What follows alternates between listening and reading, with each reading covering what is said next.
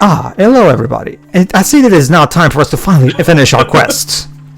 Oh, and look at that, there's Katana. Hey, girl, how you doing? How can this be? And we can name our characters. I love these animations. I am Shujinko! Raise arm. Also, you notice when Kitana was kneeling, her actual, her big tits, so her was in one place, was actually moving. How would we pose if we introduced ourselves by our name? I love these late 90s 3D game animations in a 2004 video game. Yeah, I mean, on a quality stance, that is kind of bad, but for this, it's kind of entertaining. Also, Dweebs, what else is there to do but not T-posing? T-pose. Oh boy, Queen Sindel has been taken captive. Again. Oh no. However will we cope? Oh. Or how will I We cope? have to... Yes. Yes, we do too. Oh. If we don't, the game's story can't go on. Not that I'd mind that myself. Well, okay. To be fair, audience, we're not saying that this game as a whole is bad. It's just that this conquest mode has been quite amazing to riff on for all the wrong reasons. I will keep saying, if the character tutorials were like optional on a second playthrough onward, in a sense that yes, you still have to do it the first time, but after on you can potentially skip them. The replayability value will actually be potentially a good thing for this, because you can actually speedrun through it. But again, you have to just, keep doing the same scripted set of tutorials for each character that you find. Okay. But, mate, putting all your faith in one person is only going to lead to disappointment. Hey, Tanya. Also, you have Bayonetta glasses. Yes, up your derriere, know your business. What a weird design for Tanya. She seems to have like an actual corset, but also as like a also it looks like also her skin color. I mean, she hasn't. I wouldn't say she's flat out Caucasian now, but she's definitely not as She definitely has been whitened. The main character's design reminds me of one of the former avatars. I can tell you that her skin is actually darker in her cameo and playable state in MKX. Oh no, yeah, I know that. Like, it's just that, remember, in Mortal Kombat 4,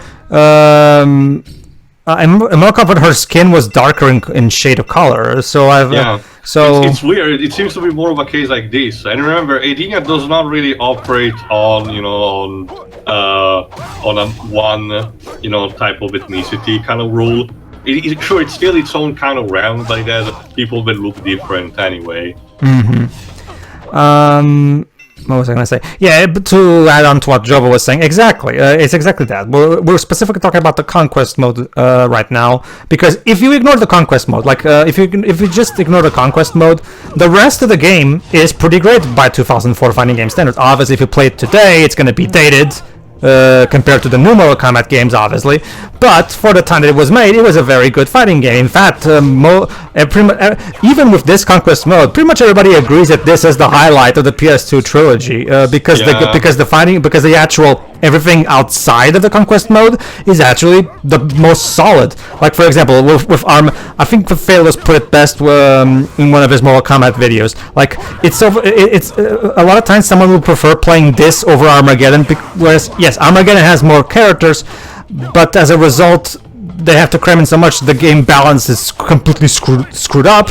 Whereas this game, because they have less characters, they're able to properly balance things a lot better. And the game overall has a lot more polish to it as a result. So. And also, hey, Jova, as a plus, we're finally play Shujinko without shapeshifting into someone else. Amazing. Like, that's the thing. I kind of forgot that the man has his own identity and fighting style, because we spend so much time fighting as other people.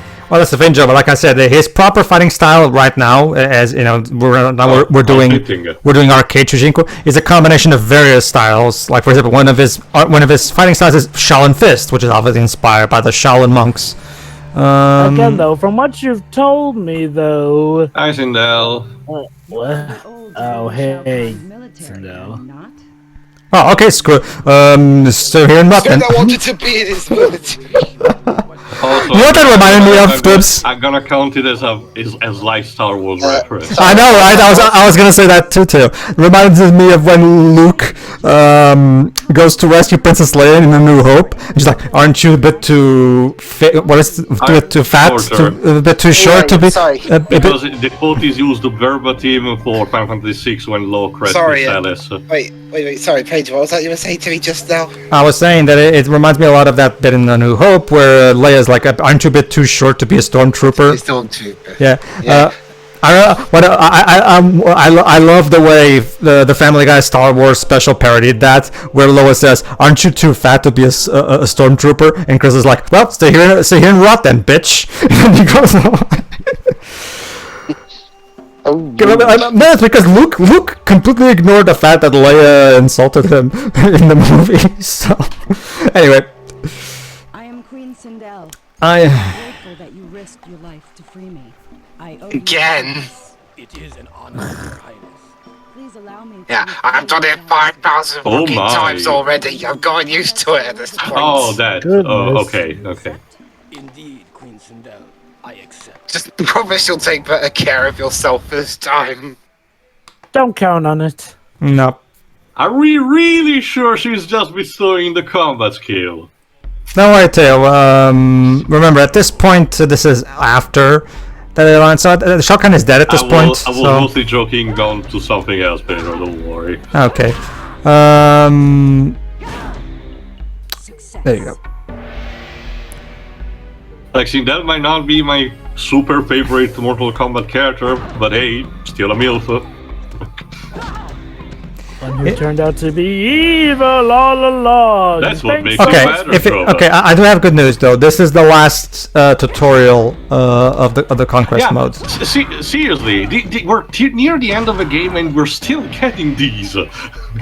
Well, here's the The thing. longest tutorial I've ever seen. Okay, not for nothing. Imagine if this character was the one you wanted the tutorial for, and you had to basically play for most, if not all of it. It's Yeah, that's the thing, Dwebs. Believe it or not, it's even worse in Final Fantasy 14-1, whereas the first 30 or so hours of that game you're still getting tutorials. Pretty much. I'm not even kidding you, Dwebs. This is a JRP. Are they at least fun tutorials? No, they're just text. But here's the thing, Dwebs. To give you a basic idea, Dwebs, only like at the 30-hour mark, Dwebs, do you finally get the final feature of being able to switch your party members in a JRPG. Okay.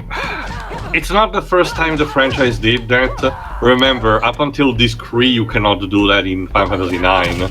So... Well, okay. I will argue 9 justifies it because of the circumstances of the story. Well, even 13, therefore, to an extent, because your party is separated most of the Well, time. that's a thing to remember, but there are plenty of times even before that 30-hour mark where there are more than 3 people in one group, and yet you still can't switch to that. You have to stick with the 3 ones the game designated for you. I swear the game does provide actual reason for why that extra characters go away. Like, say, Snow is doing his own thing with the Shiva motorcycle, so you cannot. That's what I meant. But go ahead, Trevor.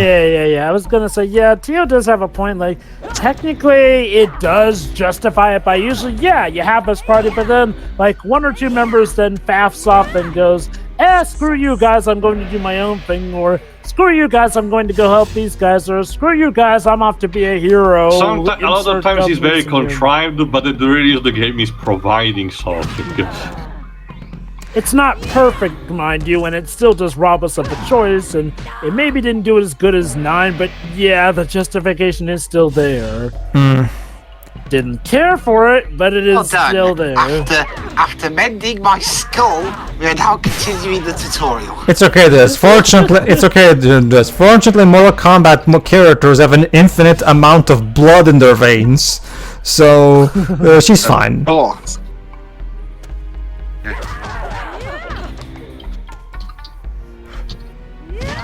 There you Also go. Candy's music. Well done. You not a fan, Tia? Okay, I don't care. I'm sorry. I don't know. This music feels so unfitting for these occasions. Like, I get the idea. This might be like the stage music that is used for, like, say, when you're actually fighting in a versus mode or something, or arcade. So it makes more sense there. But in terms of story, again, the stakes are a bit higher at this point.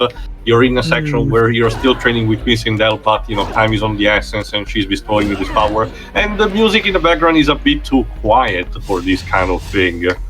So, is this the part where we finally figure out what this Well, we're near the whole- end, Jova. We kind of need some answer and to see what the McGuffins do.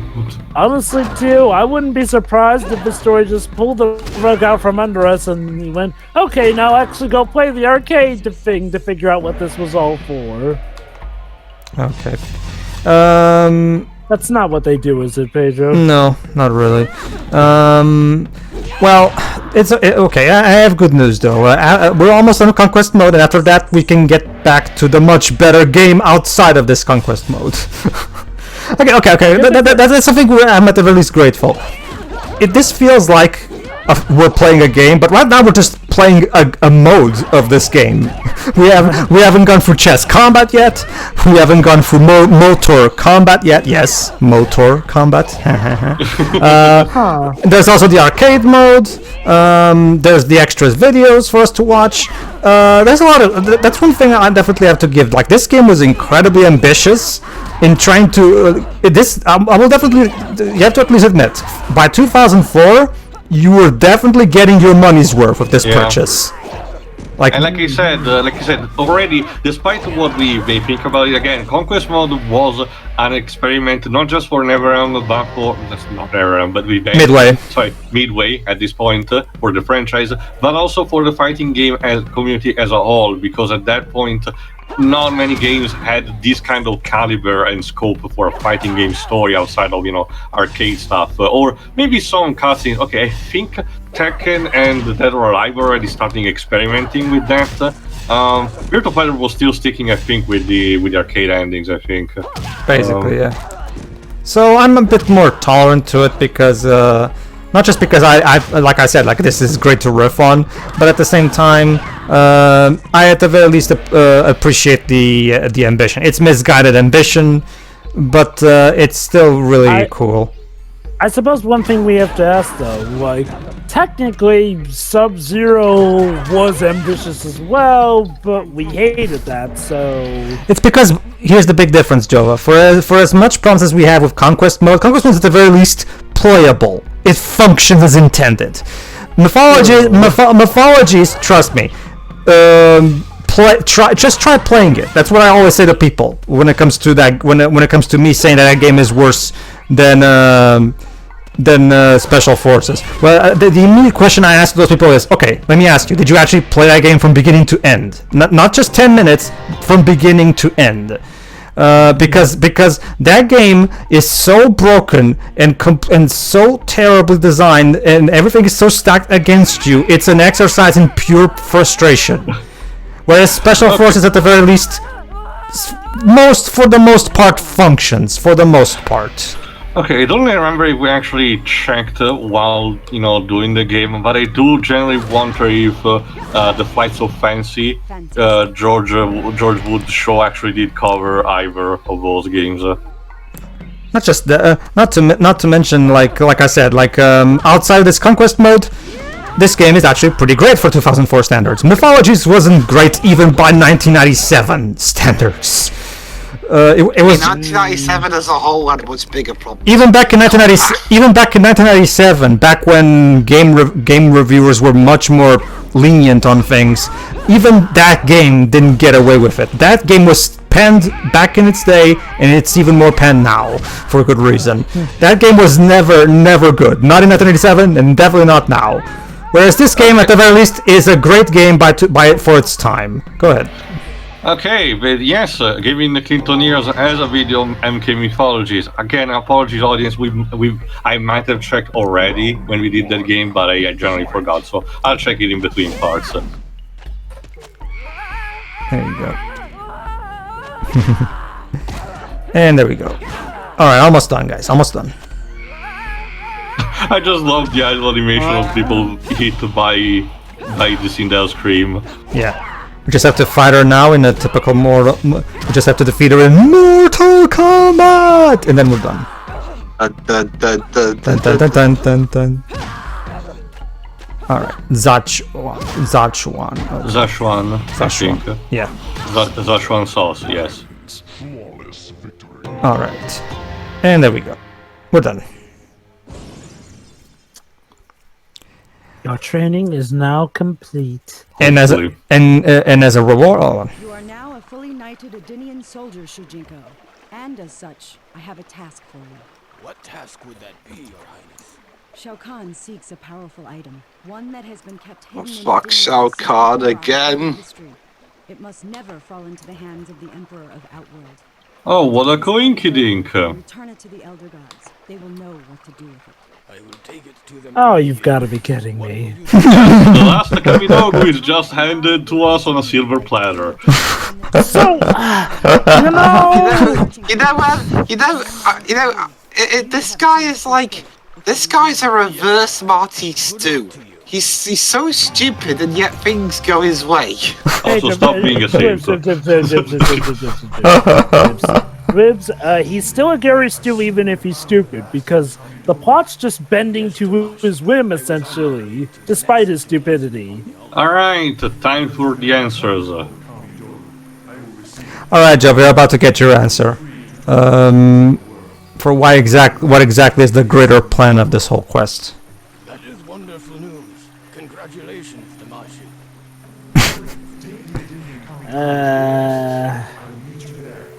It will be good to finally bring this quest to an end.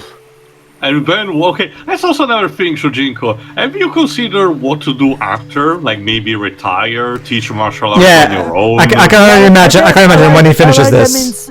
Oh my god, I've wasted my life.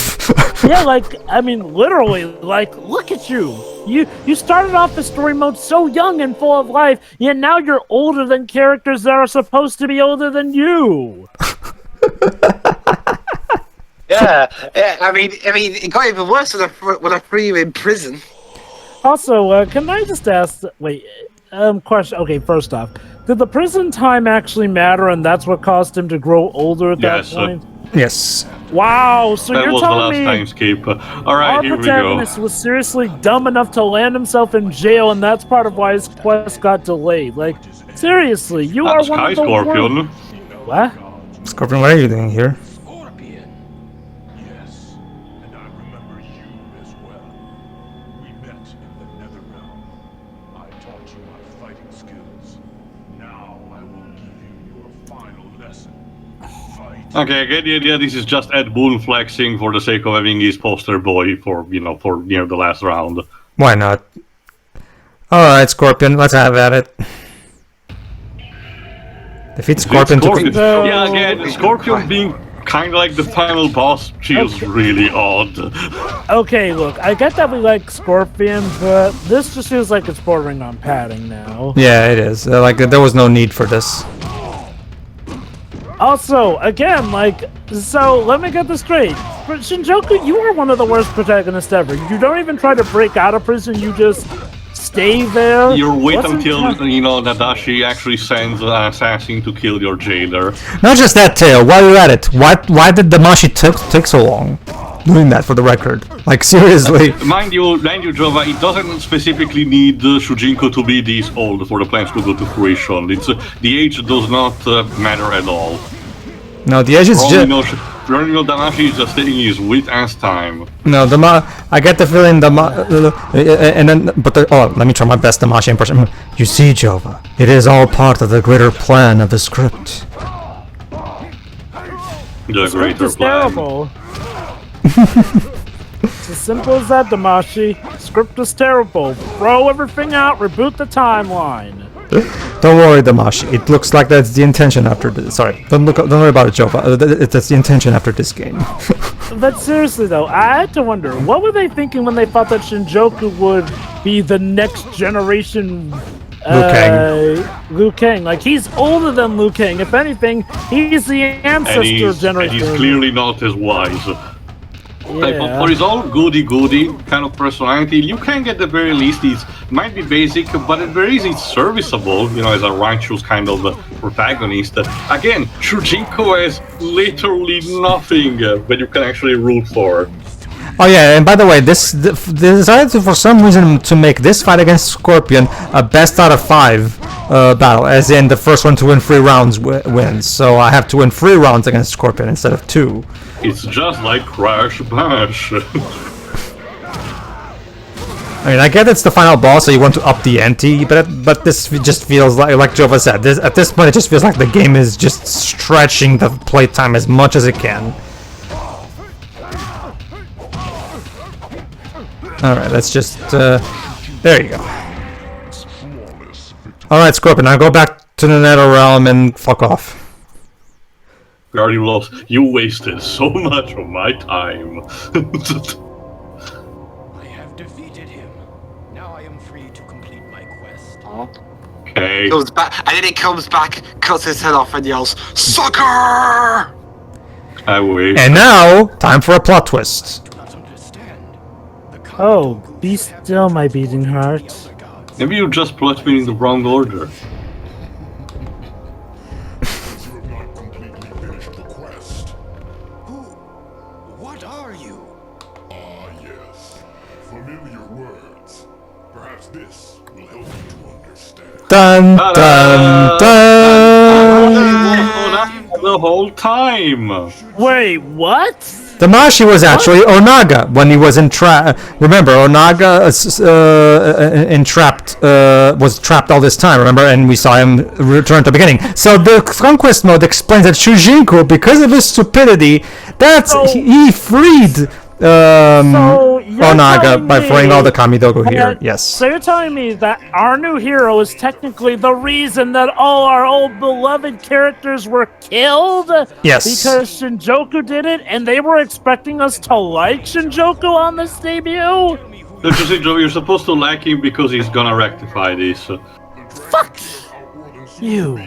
You Also, to connect with what Pedro was mentioning a lot of parts ago, no, Onaga also doesn't have a credited voice actor, so it's the same thing as Damashi. I think. Hold on. Go ahead.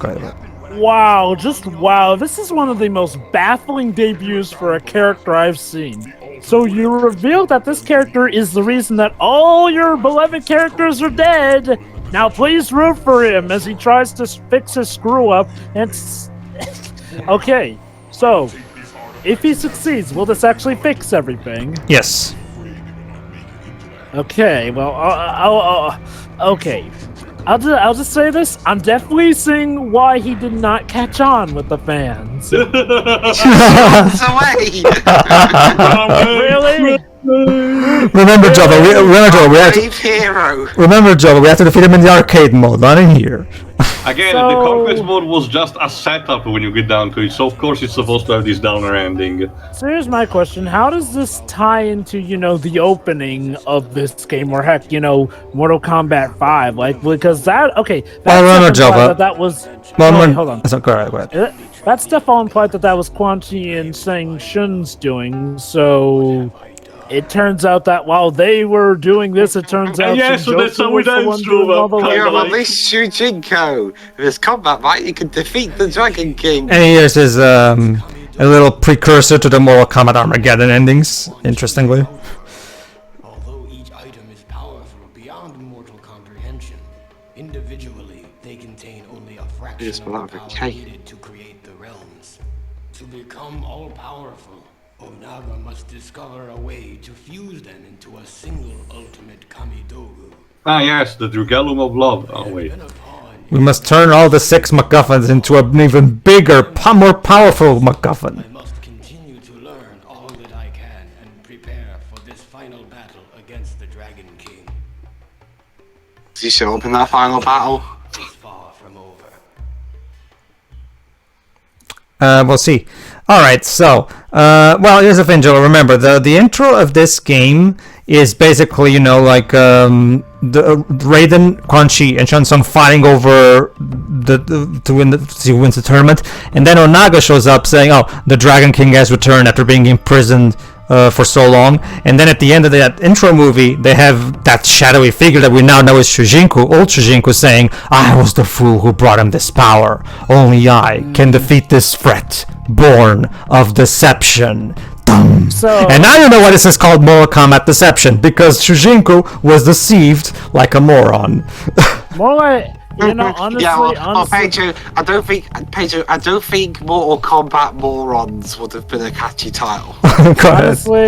honestly, I don't even know if it was really deception. He literally just did what everyone around him asked him to do, no matter how evil they looked. Actually, make it simple. Moron Combat. Yes. Moron Kombat! Oh, okay, look. I'm not going to say it's impossible to make this kind of character endearing. They did not succeed, Nope. at all. Like, Nope. seriously, the more we played this, the more I hated Shinjuku, and now this? Holy cow. Is it any surprise that they did away with him after this game? Yeah. I mean, he is in Armageddon, but he only shows up for a brief little bit in the Conquest mode, and yes, he's one of the fighters in Armageddon, but after this, he only had this one ending in 10, where it's basically just Cassie Cage killing him, and that's it. It's more of a joke than anything. Yeah. There you go. It's basically Ed Boon going, there you go. See, Cassie killed Shujinko. There you go. Happy now. Again, like Dej mentioned, it's an easy way out. They could have done something better. Maybe we'll do something by the time of the next game or something. We'll see. But what do you think of a story mode, Jova? It's okay, look. I get that standards may have been different, but they could have tried better still. Like, Okay, let me put it like this. It started off being promising. It seemed like, oh, it's a charming little way to get some extra story and tutorial. Then the revelation came about that, this is pretty much the main story mode. It was a clumsy move attaching that to the entirety of tutorial, but it gets kind of even worse along the way. Again, Shinjuku starts off as just being a bland goody two-shoes protagonist who makes Liu Kang look fully fleshed out by comparison, but he just gets worse. He pretty much never questions when anyone asks him to do anything, no matter how evil they act right to his face. Hell, even when some try to literally kill him beforehand. Like, is it any surprise that he eventually helped causing the doom of the Mortal Kombat universe? Jesus. The changes in time are not marked well, like, at all. The only show that any time has passed is that Shinjuku is aged. Everyone around him pretty much stays the same. And it's weird that they don't have, like, all his different ages be different costumes he could have used in gameplay. Because, from what you told me, they're not. Such missed potential. Although funny, I was just looking up that ending you mentioned. A lot of comments are actually anti-Cassie. Well, it's because the ending where Cassie kills Shujinko in Mortal Kombat 10. Remember, Joe, that Cassie, particularly in EXO, did not receive a lot of positive because it was kind of the Soul Calibur 5 effect. They felt that the new generation introduced was a bit too intrusive, compared to the old guard. I think it's fine overall, but it's a story for another time. I actually really like what they did with her better in 11. I actually really liked her in 11. Yeah. Let me put it like this. It's cool to see all these characters in the story mode, but this is a story mode that lives and breathes by how good its main character is. That main character is Shinjuku. Shujinko, Jova. Yes, please. I still cannot be arsed to remember how to pronounce his name because he has not left an impact on me enough for me to even be able to pronounce his name properly to you. Doesn't that show you how bad this character is? Yeah, for a guy who didn't leave an impact on you, you sure have very strong feelings towards him. Well, Dwibs, that's just the thing. His lack of impact is just that mesmerizing. Like, again, this is one of the clumsiest attempts I've seen to replace the main character with somebody new since, well, anytime Capcom tried to do it. Or like a Mega Man X7.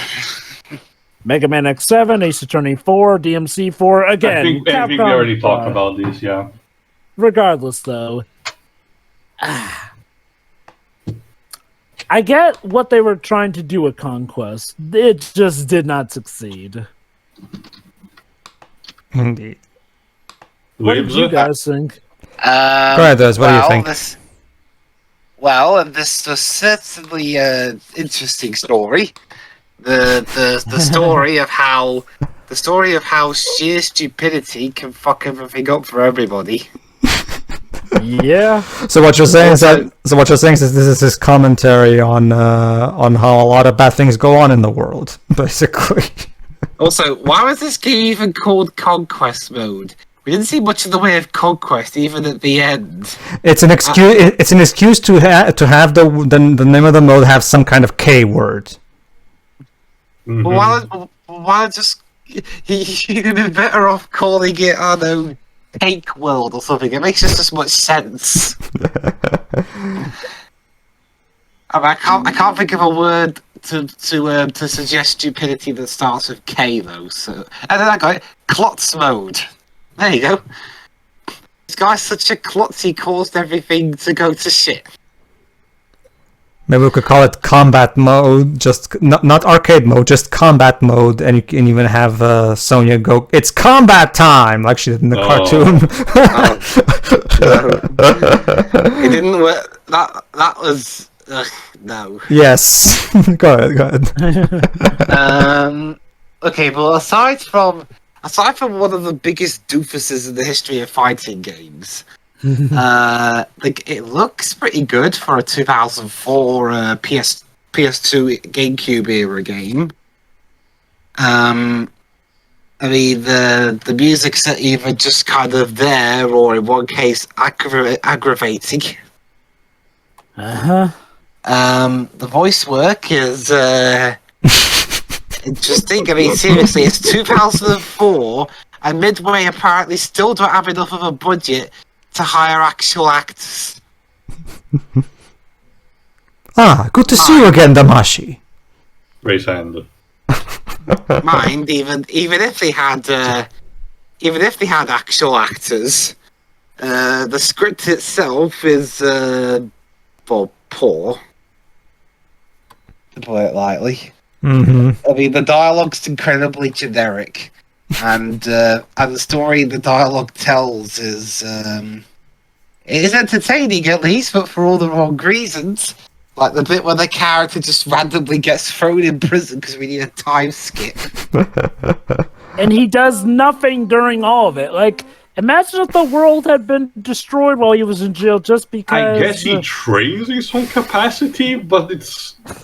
No. I wrote he is not, yo. Yeah. In fact, like I said, I swear that at the end, his old man design looks like someone from Avatar, but I can't think where. Again, it reminds me more of... he looks a bit like Zhang from Avatar. No, it does remind me instead of Master Miyagi from Kill Bill. The old design. I suppose. But, other than that, it's just... no, this isn't really doing it for me.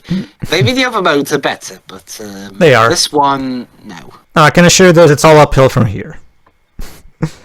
Alright, Theo, what do you think of this? My stance is very similar to Jova's. Okay, like I mentioned, as an arcade experience, it would be just fine if you could actually breeze through it. But the two major problems are in terms of the pacing of the actual gameplay, by forcing you to do all these character tutorials where we interrupt the plot to a screeching halt. Again, I don't want to be a monster. I don't think we should be completely skipped outright, but do like one thing that on replay value you can actually bypass this sequence. I don't even know if it actually happened because I only tried this mode once. No. I can tell you, when you replay it, it's the same thing. Nothing changes. Okay. But as they are right now, they really are draining. There's something that drains your interest. But the other is the lack of explanation on a lot of events, like Jova mentioned. Despite the game trying its best to give a more cohesive look at the lore of Mortal Kombat and a bit also on the timeline, it causes more problem than anything because events appear seemingly out of order when they what should they appear as, you know. The characters that are introduced that talk to Shujinko, like don't ever recognize him later on, of course, when it comes to like playing this game, or we don't even mention the fact they met him, because again, this is a remember new guy situation, you know. Good thing that Raiden never talked about this mysterious warrior that he found a couple of times. But again, and everything else is just not on par. The voice acting sucks. The motion movement of the characters is just plain ridiculous. You know, sometimes the matches happen just because, like how Shujinko gets arrested in Order Realm because he just arrived a bit too late and not responded to a bell calling that did not happen until that happened only off screen before he actually arrived. That's stupid. As a concept on its own, like I said, it's a story that works on paper. The idea of a new character who is secretly responsible for influencing the events of a war to a larger scheme, and at the end he has to atone for the things that he has done by fixing the mistake that he has created. There's a lot of Grant Morrison. There are a lot of Grant Morrison stories that kind of operate on this kind of logic, and even Marvel, oh my God, Tio. But Marvel even had something similar to this with the character of the Sentry, technically. Tio, you know what I realized? Hmm? This is literally Secret of Nim 2, Timmy to the Rescue. It's essentially a self-fulfilled prophecy, where if things hadn't gone this way because of the hero, we wouldn't have had a conflict that the hero needed to fix. Yeah, basically. Frankly, man, Canon is that Chronica was just watching on her big screen TV and was laughing her ass out. But if she found this amusing, why did she decide to destroy everything? Then? Well, afterwards, Jova, because things I guess did not unfolded more like what she wanted. But no, so but does like this mean we can blame Shinjoku for her rebooting the time? Shujinko. No, partially. It's again chain of events. Like I said, it was ambitious for the time, both for the franchise and for the fighting game community as a whole. But aside from that, nowadays it doesn't have many merits. There are better games with better story modes. I think it's better story modes came after this, you know. So aside from the contribution, there's not much to this. Pedro. Not really, no. I don't have much to add. It's a very misguided mode. Ambitious, but misguided. I'm personally, I still have a soft spot for it because I find the animations really funny. Again, I attribute this more to just stupidity than malice, because I generally believe that they were genuinely trying to make something really cool. It's just that they bit off more than they could chew. Clearly, this was something that they were not prepared to handle just yet. They had to get more people that could help them and get more experience doing this. But I appreciate the attempt, and I appreciate the fact that they didn't just immediately give up after this one. It's interesting how back in the day, when it comes to reviews and reactions, people didn't hate the Conquest mode, believe it or not. They, for the most part, yes, some of the hardcore fans, some of the older hardcore fans did mention some stuff here and there, but there wasn't like this big backlash to the Conquest mode back then, so I can definitely. Like I said, it was very impressive and one of the first of its kind. So I get the idea that people were more, again, impressed by how it worked. And like I said, the only real problem with Conquest mode, aside from obviously mixing story with tutorial a little bit too much, is Shujinko as the protagonist. What did I say wrong? Just carry on. Just let him finish, Teo. Go ahead, Jova. Shujinko as the main character, because like I said, if it weren't for Shujinko, Protagonist, Jova. That's what his name literally means. Vijoku, I probably would have liked it better. It's just the main protagonist is the tumor that kills it for me. And that's the problem. He's the main character of it. Granted, I can see why people would have been more tolerable about it, but all the same, apparently they still hated him enough that he kind of stepped down in prominence and eventually just, got booted out. And the most he's come back is getting accidentally killed by Cassie, apparently. Whoops. Yeah, how's that for a great prophecy? Well, to be fair, that's alternate timeline Shujinko, not the Shujinko that gets killed by Cassie is a different Shujinko. To be fair, as far as technically he's all Shujinko that's left. There's also a bit of, again, the fact that this story mode doesn't explain much about when each event takes place. For all we remember, the timeline starts to diverge for the reboot one as when the first Mortal Kombat tournament starts. Everything that happened before still happens in a way. Yeah. So, I guess, sure. Maybe Shinjuku will leave a better impact on us in the arcade mode.